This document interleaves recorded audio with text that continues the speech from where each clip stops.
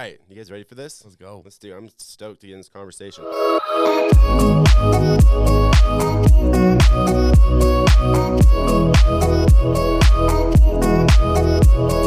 Welcome back to another episode of the Monarch Social Podcast. Where we discuss all things digital media marketing. That's right. We're rusty on that. We're rusty on that. It's all right. We're getting better. Bear, how you doing, buddy? I'm so good, dude. It's a lovely Thursday morning, and we're about to throw down on this lovely podcast. It's my favorite day. The new schedule for our podcast is throwing me off because it's in the morning. We used to do ours later. And so it's like getting to work and like getting like, you know, Coffee. in the mindset and getting that coffee in you and stuff. So we're waking up. But we have an awesome guest with us today. The first guest in our new studio. That's exciting. First guest No pressure. in our new studio, guys. It's the one and only Michael Glassford with Legal Inc. Estate Planning. Let's go. Welcome to the show. Welcome. So, Michael, what we do with, honestly, welcome to the show. Awesome to have you here. I'm going to scoot back a little so I can see you. Welcome to the show and everything.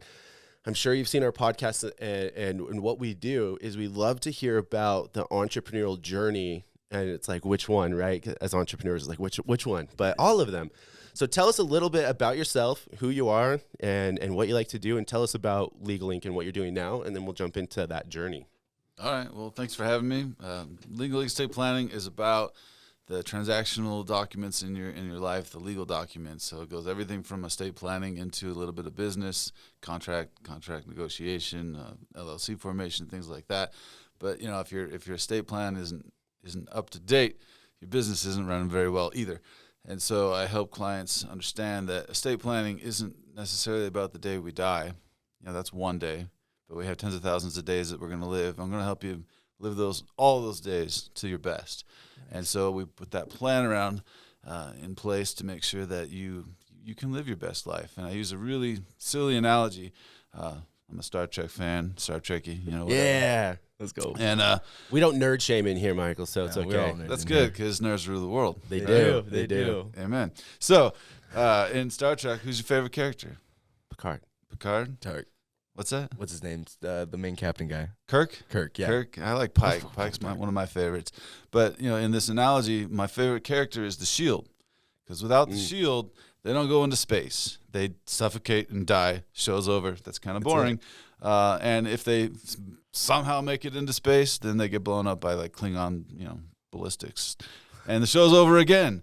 So the shield makes it so that they can go and explore their own space. Estate planning is that shield. So you feel comfortable going out and exploring your own space. That's a good analogy. Right? And that's where my tagline, it's your life, it's your story, make it a good one, comes from, because it's so much more than just planning a good death. Yeah. We're not Klingons. We're not Vikings. We don't want to die well. Yeah. We want to live well. What are some of those other things that go into it? When I think about, like a will or estate planning, explain to some of those things that go into that. So there's lots of components to that. There's the will, but it's not enough. And so there's trust. There's the living will, which includes the durable power of attorney, the healthcare directive, the HIPAA waiver, all of the components that go into our daily living that we don't even think about. But the whole concept is if we have this shield around us, we're no longer exposed the way that most other people are. We're covered. We're covered. We're prepared.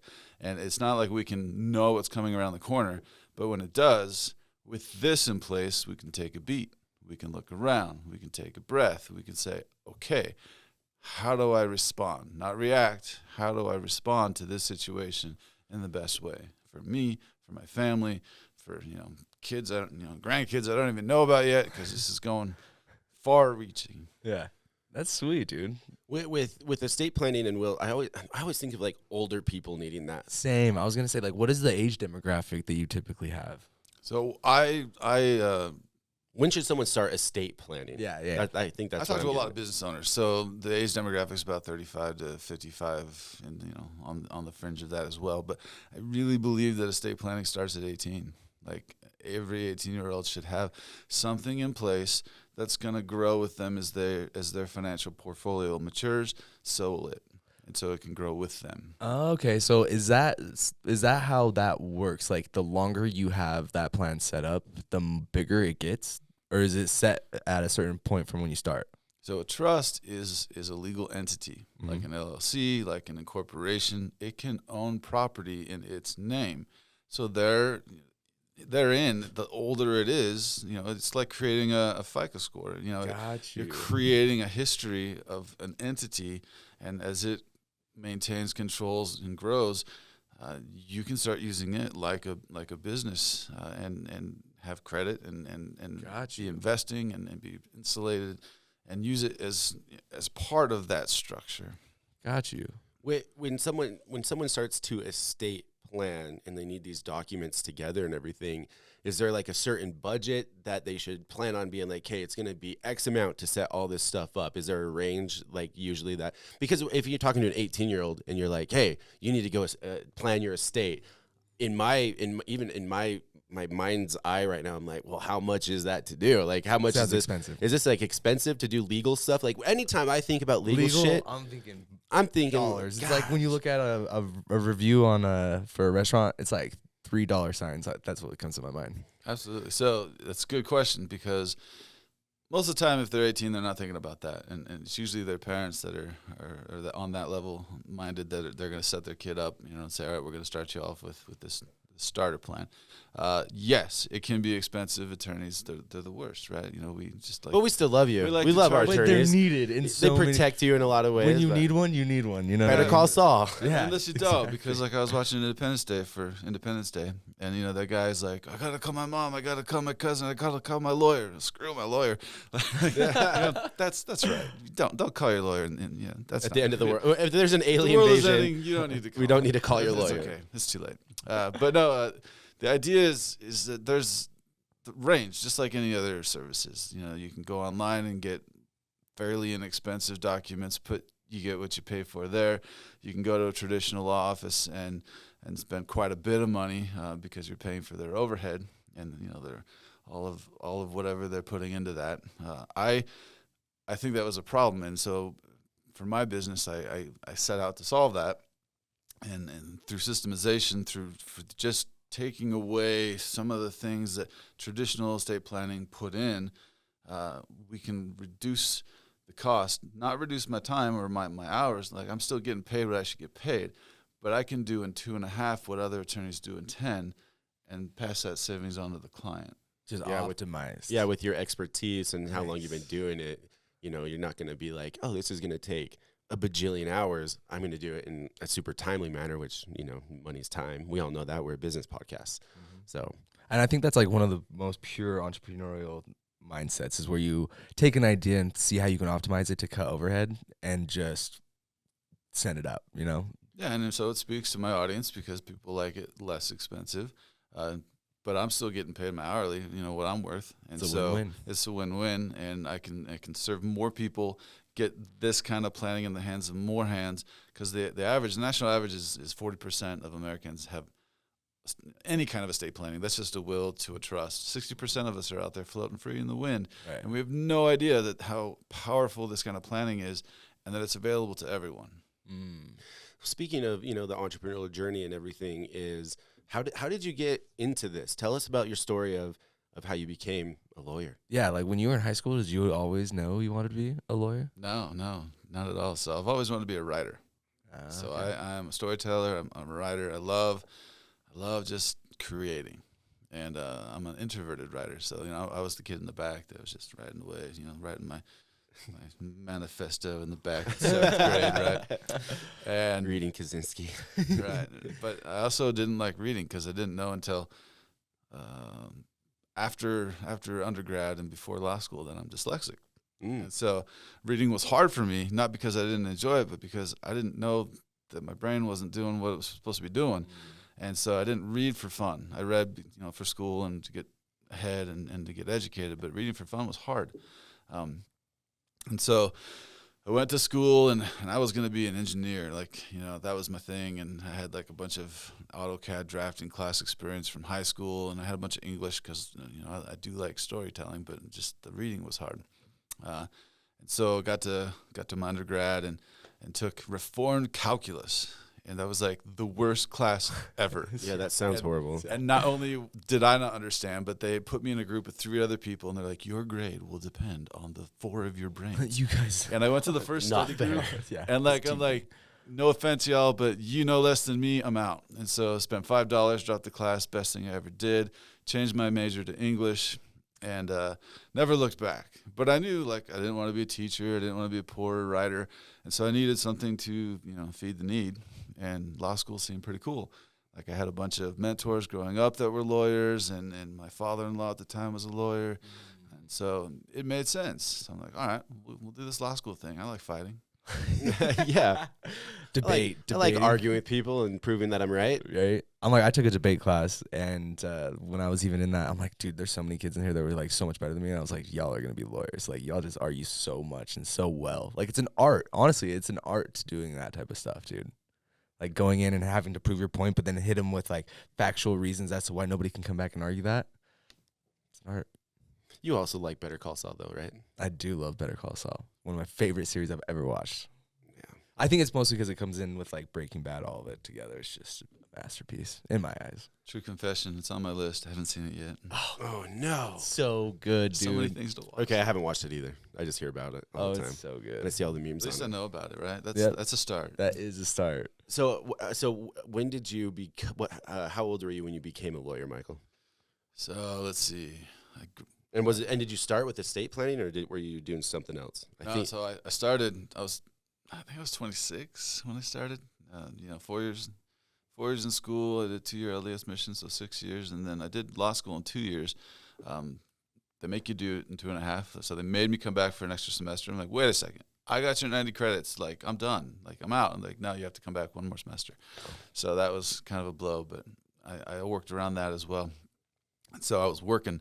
I moved to where I was going to live that last semester and commuted back one day a week for the credits that I was supposed to have.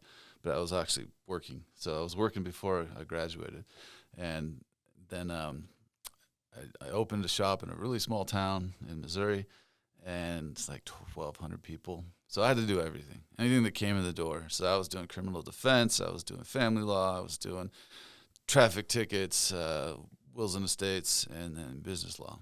So I want to know, when you get your law degree, is it kind of like you have to specialize in certain categories? I mean, it doesn't sound like if you were able to just do all of them. So is it like if you get your certificate, you can just be a lawyer for any case that comes along? So law is backwards to everything else. So everything else, you get a master's and then you get a PhD. Mm-hmm. And in law, you get the JD, which is the equivalent to the PhD first. And then you can go and get a master's, which is a specialization. Like, you can get a master's You specialize in tax something. law or master's in whatever. But that's another 2-year program. And you usually only do that if you know that's the area you're going to be in, or if the firm that you're going to work with is requiring it. But yeah, so I didn't do that. I just got the JD and got out. And just started doing it, dude. Yeah, and I think that answers my question of did you join another firm or just do it on your own? And it sounds like you opened up your own shop. So kind of both. My father-in-law was an attorney in that town, and so for like 10 hot minutes we were a firm, and realized that wasn't going to work so good. No offense to him, it's just small town, two big fish. Like, so he faced one way and I faced the other, and directionally, and we worked a lot together. And if not for him, he was my mentor for the first couple of years. And like, every morning I'm in his office. So what about this? What about this? Like, I would not have gotten off to the great start that I did without that mentorship. So definitely grateful for that. But we weren't cut out to be in the same firm. So yeah, I was on my own from the beginning. Got a little SBA loan. Got my first secretary office worker, and never looked back. So that has to be super. Man, it's a cool story because not only are you like you become the lawyer, but then you're the business owner, and now you have to figure out how to be that entrepreneur of like, okay, well, I open this. I have the certificates, but now how do I run the business? How do I get clients in here? How do I set everything? I mean, you know how to set everything up, being a lawyer and everything, I imagine. But now you have to learn like the business side of things. How is that being in a small town running a business? So that's the trick to law school. And they're very upfront about it. They're like, we're going to teach you how to think like a lawyer, but that's it. We're not going to teach you how to run a business. We're not going to teach you how to run a law This is firm. not business school. Hopefully you do some networking and you get yourself, inserted into a law firm, blah, blah, blah. Yeah. They are really upfront about that. Like, we don't do that. And so you're on your own. So part of my entrepreneurial background, I was delivering papers as a paper boy at like 8, and I was taking fireballs to school and selling them. I was the distributor of the fireballs in 7th, 8th grade because, I didn't have my size yet, and I wasn't the smartest in the class. I had to have a thing, right, or otherwise I get beat up in the hallway. So you mess with me, I cut you off on the fireballs. Done. And so my entrepreneurial spirit was always there, and Those are the candies, Cohen, not the drink. yeah. I was like, dang, dude, you guys are passing out shots in 8th grade, precursor bro? to the Yeah. fireball I saw whiskey thing. Cohen's wheels turning. I was like, Just wait, talking about wait. the candies, and it was before the Costco. It was the Price Club. You bought the big box, of Fireball candies at Price Club. Yeah, Just slinging fireballs. just Yeah. slinging candies. And if you mess with me, you're cut off. You're done. No sale for you. And then how long were you in Missouri doing the lawyer, like having your own place in So Missouri opened my before you shop came up. to Utah? Yeah, like the end of 2004, and then I sold it in 2013. Oh wow, Nice. that's awesome. So it wasn't even like you picked up and brought it over here. As you straight up sold it. Yeah, because it's your open clients, and you're selling that book of business. And if you're leaving the state, then You're leaving the state. you're It's leaving the completely clients different. there. And back then I was very one tracked. I'm like, okay, I'm in Missouri or I'm in Utah. Like now I'm in both states, and it doesn't matter where I'm at. I can service clients. But back then I was like, there's no way I can continue to service my clients, and it was true because it was pre-Zoom and all that stuff. Like I had a brick and mortar office. I was at the courthouse every day from like 9 to close, and different world. What brought you to Utah after you sold your firm there, or your office there in Missouri? So in 2013, I came out. My parents had sold their house in California and bought a place in Highland, and we come for the summer visit. So we came for that summer, and just sitting in the living room of my parents' house, and I just had this idea, like, man, we should live here. And there's no way I'm gonna suggest this to my wife, who we live next to her parents. Her mom's her best friend. Like, this is not a feeling that I'm gonna share, but I can tell that she's thinking about something. So I'm like, hey, what are you thinking about? She's like, I'm not gonna talk about it. I'm like, no, seriously, what are you thinking about? And she's like, no. I'm like, okay, on 3, 1, 2, 3, and we both say at the same time, we should live here. That's crazy. What? Like, That is insane. Jinx, you owe me a soda. yeah, pretty much. So we that was in June, and I was licensed and working by December. Wow. Is it crazy? Is it a lot of hoops to jump through to get licensed in Utah? Lots of hoops. Lots of hoops. So you either take the test again, the bar, or if the state is considered a sister state that offers reciprocity to the other state, then you just pay a whole bunch of money and jump through a whole bunch of hoops, and then you don't have to take the test again. But then there's standards that you got to take a bunch of classes and have them done within the first year, and so I went through all that. So you went through all that, and then you're like, okay, opening up another office here. Removing from a small town, and obviously we're a marketing company. I'm curious about, okay, you come to a brand new state. You have to take all the tests. You open up the office. How did you get your clients? What did you start doing to find people to use you? Because you didn't have a name Because you didn't have the network, Mm-hmm. It was a total journey. So I had a little bit of a network from my law school, and a lot of them had come back to Utah. So I was working that network a little bit, but I didn't know where to start, and I didn't want to necessarily work for a firm. But I literally went door to door, to all the firms downtown in Salt Lake, all the firms in Provo, just the big ones that I could find. Knocked on their door, and I said, "Hey, I'm new to town. I'm going to be practicing law here. I'm 10 years in. As far as my practice, what's it like to work here? What are some pitfalls that I should know about?" And so most of the time, I didn't get past the gatekeeper. Sometimes I got to the attorneys. We had some great They discussions. just brushed you off. Yeah, they're like, you don't have an appointment, or they don't have time for you. But I got into a few, and one turned into a job offer. And so I actually had a firm to join when I first came out. Oh, wow. Nice. And then how long were you with them before you started doing your own thing again? About 18 months. About 18 I- months. You lasted 18 months, and you're like, 18 months. I need my goddamn freedom again. Right. So there was that brewing. In Oh, we feel that right now. Because I'm always, the entrepreneur. But, there was a lot of life things went on. I went through a divorce and needed to be home with my kids. And I couldn't be at the office and be at home at the same time. So it just made sense to amicably split. Yeah. So when you started your own firm, and then I guess, you've been working for 18 months, you just went from there. And then obviously I think social media kind of popped off. You're super active on social media. Yeah. We've been friends on there for a while.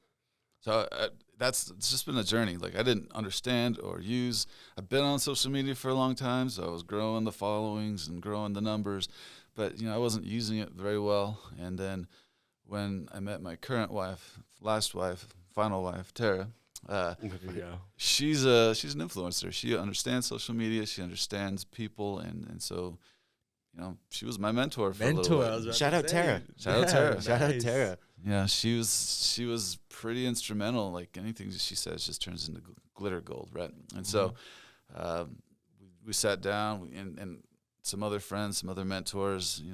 Sarah who am I talking about? Michelle McCullough was one. I just sat down and we kind of mapped things out and how I can use social media to my advantage. And so I started doing that and just working through and going through the paces. And then when 2020 hit and COVID hit, and like in March, I thought, man, am I going to shut my doors? Like, this is it? Am I going to go deliver pizza? What's the plan here? And we never skipped a beat. Like everything had already been built. And we just kept doing it. And then by the end of 2020, my social media marketing had been so successful. 2020 was my most successful year as a lawyer to date. Wow. In the middle of COVID. And I had taken really good notes on what we were doing and what was working and that A/B kind of testing. Yeah. And so I said, well, I'm a writer. I write books, so let's write one on social media marketing. And so I wrote what I call the social media prescription COVID year, and it's so pretty cool. much what I do and what I've continued to do to grow, scale, and model my law office, and it works for any business. And every year since that year has been more successful than the year before. And I know I attribute it to. It's not like rocket science. It's not like I have the best plan, but it works for me and it works for people that I share it with. Yeah, it's fascinating. Yeah. No, we met in Connect Utah, which is a networking group here in Utah, and I got to. I've been able to see Michael present The book. Just in general. I've seen him present his business a few times, and he did a marketing one time, and it was awesome, and I was a part of that, and but. Yes, social media, I think, is huge as long as you're super consistent with it, and Michael knows that. That's what I was going to say. With your new leads that come in, would you say the majority come through social media, networking, word of mouth? How do you think you get the majority of new leads, not reoccurring ones, but your new leads that come in, your new clients? So it's a combination of social media, networking, and word of mouth because they're all one and the same to a degree. I'm in the Connect Utah space, and that has a page on Facebook, and so I do the face-to-face networking and build those relationships, and then when the In Search Of comes on in the Facebook, my people, my fans, my crowd, my tribe shout me out, and they're like, "Hey, Mike, you should talk to Michael." That's a 50-50. Like, maybe I'll talk to that person, maybe I don't. But then I'll get like 7 other people that are watching that feed, and they'll reach out to me and like, "Hey, I've been thinking about that. Let's talk." And that's where the true magic comes in. It's not necessarily the one that was looking for it because they'll get 50 different suggestions, and maybe they'll have a friend that suggested somebody, and they'll go with that one because they have trust there. And I'm just a random name. But my name's popping up a whole bunch. It's still there, and it stays there forever. Yes. And when someone searches estate planning in that page, which is up to like 30,000 people now, they find my name and they'll reach out. And so most of the time, they'll book me on my Calendly link. I don't know who they are. I've never met them, but they've watched my videos. They've watched all my stuff, my content. And they really know me before I ever say hi to them. Oh, for sure. It's like it is very similar to physical word of mouth. You know what I mean? Plus, I was going to say word of mouth, like using social media. I think I think Facebook does so well with groups, right? Like I think they have the groups thing down. And social media is like word of mouth, because the amount of times that someone will ask a question about like estate planning or legal document writing, and Michael is tagged in that, dude, it's off the charts. Like that's where you're always popping up on my feed, is when you're tagged in stuff. It's like, oh, Michael's tagged in this. And I'm always like, yeah, I like it. But it is that word of mouth. Like when you're in these group things, so it is social, it's word of mouth, and it's a referral all in one. So I think especially in the group setting on Facebook is covers all of that. Groups really is the key. Like groups is the key. Connect Utah is an amazing group, and I can't speak highly enough of it. But there's so many other groups, and people think in marketing like, oh, I need to say, I am attorney, come use me. Like here's specials. Like it really comes off cave person-ish, because I'm like, I don't want to be advertised to. I want to build a relationship with you. So my social media content, I never have a call to action like that. I never say here's specials for this week. No, it's just like, hey, we're talking about this week. Have you ever thought about this? Have you ever considered that? But if you did, no, I'm just so that's what I was gonna ask. I was gonna ask, like, on your social media, I know like the groups, obviously the groups makes complete sense. I feel like that is a pot of gold for what you guys do. What do you do on your personal pages? So it's all the same. So I have my schedule, and I know, I call it my content pillars. So I have 6 content pillars, and it's wills and trust and probate and children and do it yourself, and then getting started. And so I rotate through that every month, one of those content pillars, and then I disseminate that into 4 subcategories. So I have a plan, I have a schedule, and then I know what I'm going to do, how I'm going to deliver that information on each day, whether it's a video, a meme, a story. And I produce that content on the regular every day, and I post it on my regular page. And because it's on my regular page, there are no call to actions, because I don't want to get shut down. You don't want to be pushy or anything like that. I don't want to get shut down. If you're using a personal page as your business page, the powers that be will say, nope, no soup for you. Thanks, Zuck. Yeah, well, I'm trying not to name names, but yeah, we understand the rules, right? So we follow the rules to the letter and use it to our advantage, right? And so I post that on my personal page, and then I push those messages out. So in Connect Utah, I can push those out directly, because we're allowed to advertise ourselves once a day. In other groups where like it's social shaming to promote yourself, and I think it is, if like I am a lawyer, hear me roar. We don't want to see that stuff. But I also don't post my stuff on those pages, because I don't want to blur the lines. And so in those groups, you contribute. You jump on, you say, hey, that's a great post, here's my thoughts on it. You're not trolling, but you're adding. You're giving free value.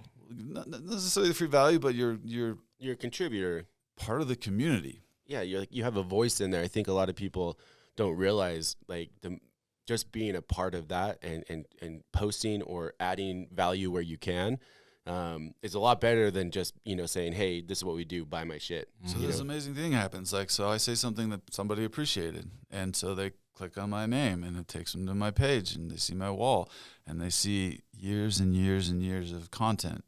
And the only call to action on my wall is a calendar link to talk to me for 20 minutes, and they click on it, and now we're talking. Scheduled, yep. Why do you think you've been so successful, Michael? Like, what do you contribute or attribute your success to as a lawyer and as a business owner? Why do you think you've been successful?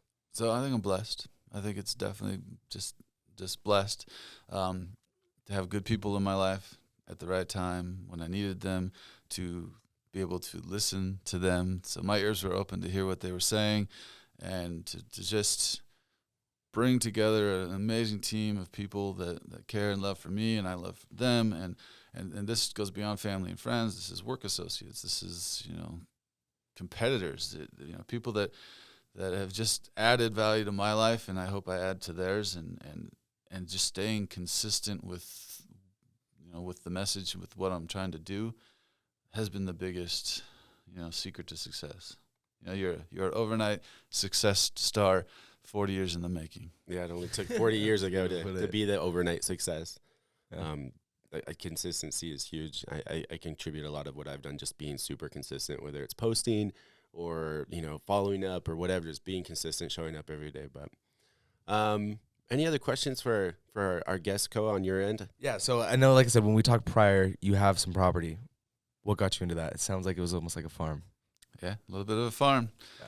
Well, when I met my wife, Tara, she had some animals. She had a couple goats, a couple alpacas, some chickens, a horse, and I'm allergic to all of that. So Tara gets what Tara wants. on my Facebook like dating profile, like it said, I'm allergic to, animals are my kryptonite was the word I used. And so if you have a beloved dog or cat, like just swipe left on me. I don't want you to choose between me and them. And of course, I met Tara in person, so she didn't have the luxury of reading my little disclaimer. And so she was amazing, and I was instantly smitten. And so that went down that road, and to find she has all these animals and has this desire to grow food and have land, and I was living in Daybreak that you have no land, and Zero yards. I grew up in Daybreak, so yeah. I know the life. we had to move, find a little 1 acre little place to rent, while we were getting started, and from there we bought a 2 acre hobby farm in Riverton, and that was just flourishing, and things were going really well there. We added on to the menagerie of animals. We actually got a cow as a wedding gift. So like Oh my God, all the that is cliches, but it's like a Scottish Highland cow, so that's worth 10 regular cows. Mm-hmm. So she is a 10 cow wife for sure. Oh yeah. But I'm like, dude, who gives you a cow for your wedding gift? Like, that's the gift that keeps on eating. Yeah. That's expensive, That right? is. So we grew those animals out, and a couple years back, we just started having this feeling like we don't have enough land. Like, for what we want to do, we want to be self-sufficient and sustainable. Like, it just wasn't enough. So we started this search, and we looked in Utah, we looked in Idaho, we looked in Wyoming really quick because that was cold. And skipped over Colorado for reasons. And then we started looking, in Oklahoma, Arkansas, Missouri. I was still licensed in Missouri, so it made sense to kind of focus the search there. And we're just doing our due diligence. We're not going to leave Utah because my work is here, our family's here, my kids are here. And we went out and toured this farm in the middle of Missouri, and it's just like, it just spoke to us. It really did. That is so cool. Checked all your boxes. Well, yeah, it started to, and she had to feel that too, because again, I'm not going to say, hey, let's just go buy a farm somewhere. Across but the country. it checked all the boxes, and thanks to post-COVID world, like I can work online and meet most of my clients online, so it doesn't matter where I am. 90% of the time, I can meet them anywhere, and for the last year, I was taking my kid to Nephi every day and meeting my clients in my car on a Zoom. So it just doesn't matter where you are. Yeah. And we Love learned the that digital age. we learned that really quick, and so that freed us to look in other places, and we found this amazing little hobby farm in Missouri. So we go out about once a month for maybe a week-ish, and I pretend I'm a farmer and put on my farm Pretend you're a hat. farmer. How many animals do you have? And how big is this? Because if I remember, Wait. How many you animals said do you have? hobby, but I don't think it's a hobby. So I, counting all the chickens and horses and donkeys and sheep and alpacas and llamas and cows and there's an oh my in there somewhere. We have a few, definitely a few. It's a lot. It's a lot. That's How a many? lot. How big is this one? So it's just under 100 acres. That's not a hobby. You can't farm, man. pretend to be a farmer When you said on 100 acres when with you like. said 2 acres for a hobby farm, I was like, okay, yeah, that kind of makes sense. 100, that's like full So farm. you need to go out to the Midwest, and then you'll see that we still are a hobby farm. Well, Like, yeah, they compared don't to like consider the you in like comparison. full-time rancher till you're like 400 to 1,000 acres. That's just mind-boggling to me. That's so much land. I like the titles that he has: Michael Glassford, attorney, businessman, farmer. That's the best, dude. That should be the tagline. No. Okay, wrapping things up here. We try to keep these around 30 minutes. They do really well for us, for our demographic. Is if you had to share, I would love for you to share anything that you want to with the camera. Tell people what you have going on, where they can find you, or any advice that they have. That would be awesome. All right. Well, you can find me on Facebook. It's at Vehicle to Wealth. That'll bring you to my Facebook pages. At Vehicle to Wealth is on the Instagram, all my social media. www.legallifeplan.com. That's just a fancy way of saying trusts. So that's how you can reach out to me. And there's, the ways when you get to those pages to connect. What's going on right now, it just feels like I'm on a mission to just teach people about these amazing tools to put into their daily financial plan that just aren't there. And we think that we can't have them. We have these limiting beliefs like trusts are for rich people and trusts are expensive and trusts are for people with a whole bunch of stuff. Yeah, that's literally what was in my mind when I think about a trust or estate planning. Like I think I need an estate. Yeah. So it's always awesome talking with you and learning those things. So it just starts with a simple story that I tell, and it's a really dumb story, and people look at me and they're like, "We are dumber for hearing this." But it's you win an all-inclusive trip to Vegas, including the car, and you're so excited that you run to Las Vegas and buy your car on the Strip. And people are like, "Michael, that's stupid." Yeah, it is. And that's how we approach estate planning. We think that we have to arrive in Richtown before we purchase the vehicle that was designed to get us there in style and far less sweaty. So that's a trust. We have the trust now to arrive where we want to get to later. And that simple mindset shift allows you to say, oh, maybe this thing is for me. And then let's find out more. Awesome. Dude, perfect analogy. We'll put all his links in the description below, guys. Reach out to him if you have any questions or comments. Dude, thank you so much for being on. Yes. Thanks for having me. We're so grateful. First guest. Yes, most dude. boring Broken it topic, properly. estate planning. No, Hopefully we didn't make it too boring. This was literally stuff that I don't think a lot of people know, but I had no idea about any of this stuff. So I'm like, Just super informational. it's so informational. I love it. And for the entrepreneur, man, it's got to be a part of your business. It has to be a part of your You business. heard it here first. So, anyways, thank you so much for being our guest. Cobear, where can they find us? As always, you guys can find the streams on all major streaming networks, including Spotify and Apple Music. Catch the video on YouTube, and you can also peep us on our website. Till next time, guys. Peace.